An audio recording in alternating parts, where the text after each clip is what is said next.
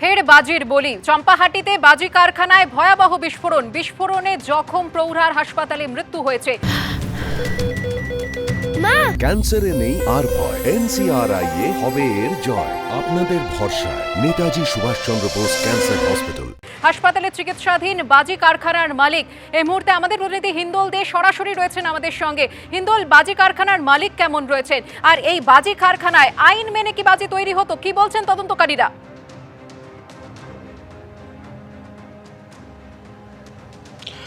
একেবারে তোমাকে বলে রাখি, বারুইপুর থানার পুলিশ সূত্রে যেটা জানা যাচ্ছে যে এই বাজি কারখানাটি যার, তার নাম হচ্ছে পিন্টু মণ্ডল। তার কিন্তু একটি ফায়ার লাইসেন্স তারা একটি বাজি তৈরির লাইসেন্স কিন্তু পেয়েছেন, একটি লাইসেন্স পেয়েছেন, কিন্তু সেটা বাজি তৈরির কিনা সেটা এখনও পর্যন্ত পুলিশের তরফ থেকে স্পষ্ট না করা হলেও যে লাইসেন্সটি তার হাতে ছিল, অর্থাৎ কিনা পিন্টু মণ্ডলের কাছে ছিল, সেখানে কিন্তু 3 নম্বর যে পয়েন্ট রয়েছে সেখানে বলা হয়েছে licence is valid for the following purpose বলে তারপরে লেখা রয়েছে selling of green fire cracker, অর্থাৎ কিনা যে গ্রিন ফায়ার ক্র্যাকার সে বিক্রি করতে পারবে।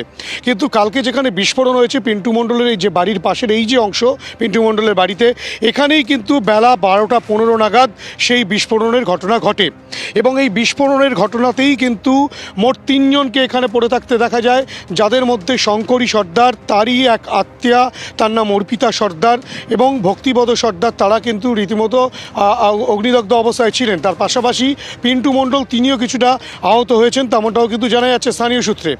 এই ঘটনার পর তৎক্ষণাৎ এখানকার মানুষজন তাদেরকে উদ্ধার করে নিয়ে যান হাসপাতালে। শঙ্করী সর্দারের গতকাল সন্ধ্যে 6:30 নাগাদ মৃত্যু হয়।